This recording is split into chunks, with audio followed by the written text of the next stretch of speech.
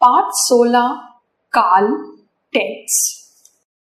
बच्चों, काल का अर्थ समय होता है।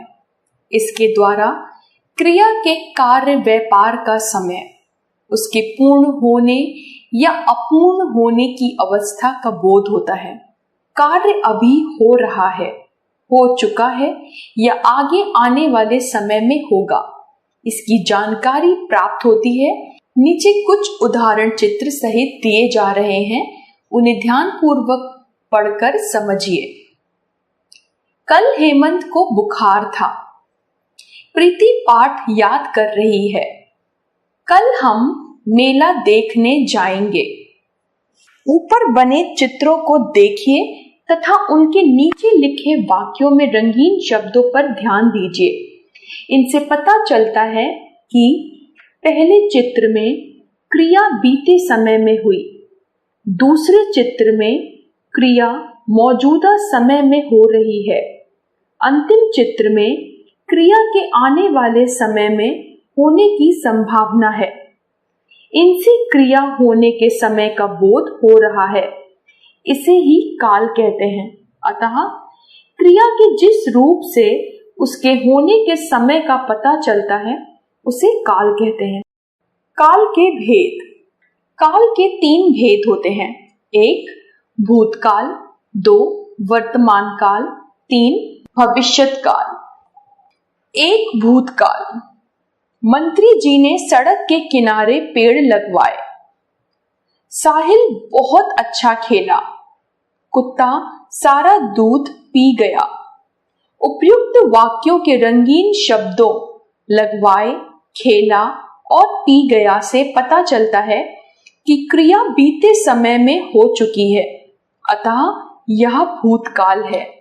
क्रिया के जिस रूप से यह पता चले कि क्रिया बीते समय में हो चुकी है उसे भूतकाल कहते हैं। भूतकाल के भेद। भूतकाल के 6 भेद माने जाते हैं। भूतकाल: सामान्य भूतकाल, आसन्न भूतकाल, पूर्ण भूतकाल, अपूर्ण भूतकाल, संदिग्ध भूतकाल, हेतु मद भूतकाल। 1 सामान्य भूतकाल। क्रिया के जिस रूप से उसके बीते समय में पूरा होने का पता चले उसे सामान्य भूतकाल कहते हैं। जैसे उसने अपना पाठ याद कर लिया। दादाजी सुबह चले गए। बल्लेबाज ने 50 रन बनाए। उपयुक्त उदाहरण में क्रिया पूर्ण हो चुकी है। 2 आसन्न भूतकाल। क्रिया के जिस रूप से यह ज्ञात हो कि क्रिया अभी अभी संपन्न हुई है उसे आसन्न भूतकाल कहते हैं। जैसे मैं तुरंत ही पढ़कर उठा हूँ। नीता कपड़े धो चुकी है।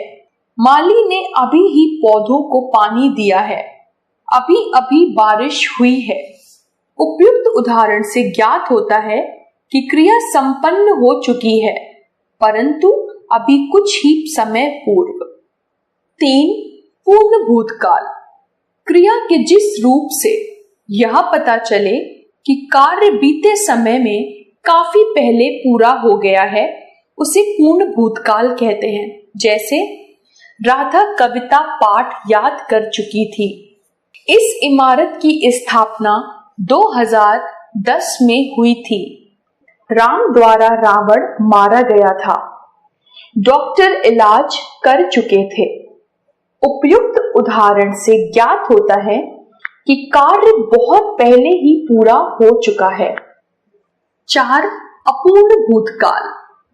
क्रिया के जिस रूप से यह पता चले कि काम तो बीते समय में ही शुरू हो चुका था पर उसके पूर्ण होने का पता ना चले उसे अपूर्ण भूतकाल कहते हैं।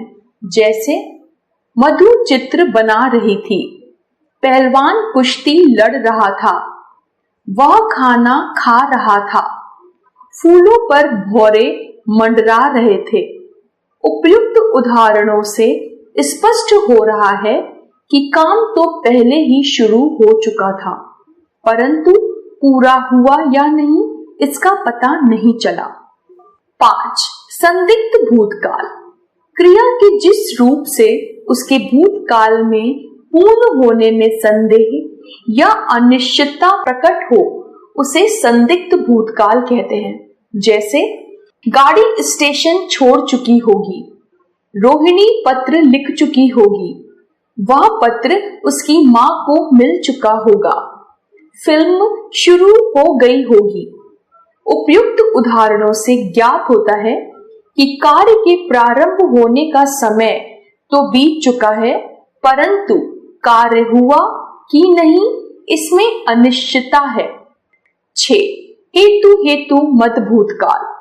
जब कोई कार्य दूसरे कार्य पर निर्भर हो वहां हेतु हेतु मत भूतकाल होता है।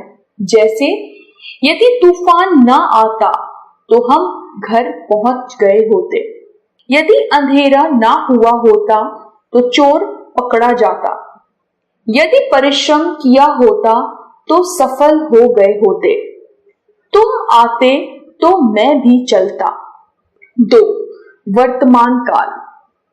चंदन अपना जन्मदिन मना रहा है, दादाजी बाग में टहल रहे हैं, अध्यापक कक्षा में पढ़ा रहे हैं।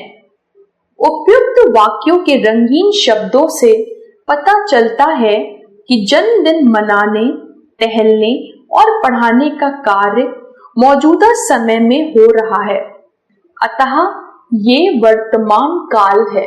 इस प्रकार हम कह सकते हैं कि क्रिया के जिस रूप से यह ज्ञात हो कि क्रिया चल रहे समय अर्थात वर्तमान में की जा रही है उसे वर्तमान काल कहते हैं।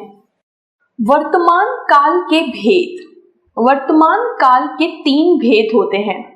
वर्तमान काल, सामान्य वर्तमान काल, अपूर्ण वर्तमान काल, संदिग्ध वर्तमान काल। क. सामान्य वर्तमान काल।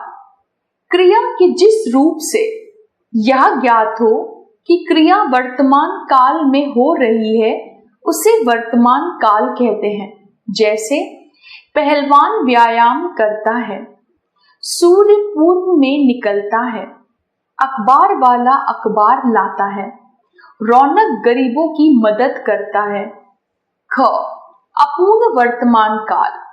वर्तमान में जो क्रिया चल रही होती है और अभी पूरी नहीं हुई होती है उसे अपूर्ण वर्तमान काल कहते हैं।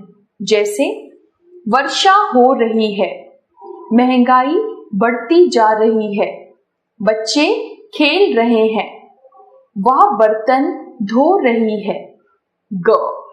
संदिग्ध वर्तमान काल। क्रिया के जिस रूप से उसके वर्तमान काल में होने में संदेह हो उसे संदिग्ध वर्तमान काल कहते हैं। जैसे मीरा पत्र लिखती होगी, वह अपने कमरे में पढ़ रहा होगा, सोहन आता होगा, बाग में कोयल कूक रही होगी। 3. भविष्य काल। रमन शाम को पतंग उड़ाएगा, माँ अभी खाना बनाएगी, एक दिन बाद यहाँ भाषण होगा। उपयुक्त वाक्यों के रंगीन शब्दों से ज्ञात होता है कि पतंग उड़ाने, खाना बनाने और भाषण होने की क्रियाएं आने वाले समय में होंगी, अतः ये भविष्यत काल है। भविष्यत काल के भेद। भविष्यत काल के 2 भेद होते हैं। भविष्यत काल, सामान्य भविष्यत काल, संभाव्य भविष्यत काल। क. सामान्य भविष्यत काल। क्रिया के जिस रूप से यह पता चले कि कार्य आने वाले समय में किया जाएगा उसे सामान्य भविष्यत काल कहते हैं। जैसे मैं सुबह 6 बजे जाग जाऊंगा, वह पुस्तक खरीदेगा, इस बार खूब बारिश होगी, मैं कल मुंबई जाऊंगी, कुछ ही दिनों में ये पौधे हरे भरे हो जाएंगे। ख. संभाव्य भविष्यत काल। जब किसी कार्य के भविष्य में होने पर संदेह हो वहां संभाव्य भविष्यत काल होता है। जैसे संभवतः दोपहर तक वर्षा हो जाए, शायद शाम तक पिताजी आ जाएंगे। शायद मेहमान चले जाएं। संभवतः मैं कल चला जाऊंगा। हो सकता है कि आज हमारा परीक्षा परिणाम आ जाए। आपने सीखा। क्रिया के होने के समय को काल कहते हैं। काल के 3 भेद माने जाते हैं। 1 भूतकाल, 2 वर्तमान काल, 3 भविष्यत काल। बीते समय में काम होने का बोध भूतकाल कराता है। चल रहे समय में होने वाले कार्य का बोध वर्तमान काल कराता है। भविष्यत काल से आने वाले समय में कार्य होने का पता चलता है। भूतकाल के 6 भेद माने जाते हैं। 1 सामान्य भूतकाल, 2 आसन्न भूतकाल, 3 पूर्ण भूतकाल, 4 अपूर्ण भूतकाल, 5 संदिग्ध भूतकाल, 6 हेतु मध्य भूतकाल। वर्तमान काल के 3 भेद होते हैं। 1 सामान्य वर्तमान काल, 2 अपूर्ण वर्तमान काल, 3 संदिग्ध वर्तमान काल। भविष्यत काल के 2 भेद हैं। 1 सामान्य भविष्यत काल, 2 संदिग्ध भविष्यत काल।